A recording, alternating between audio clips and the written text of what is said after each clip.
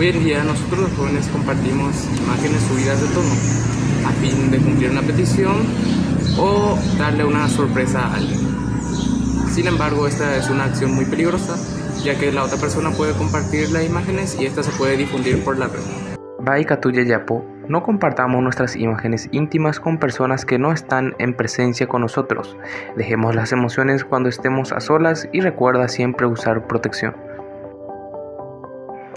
La ley número 1160/97 en el artículo 144 de la lesión del derecho a la comunicación y a la imagen pronuncia: el que sin consentimiento del afectado 1. Escuchara mediante instrumentos técnicos, 2.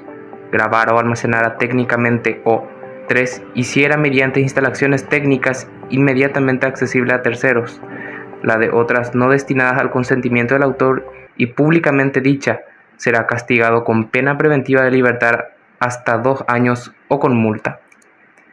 Kuña hakuimbae opashaite ikatuoputa vai, dahai kuña ñondeva.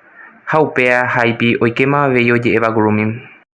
Si alguien está compartiendo tus imágenes sin tu autorización, habla con tus padres o a una persona mayor de confianza. No te quedes callado, denuncia. Por otra parte, si recibes imágenes, ya no las compartas. Notifica el suceso.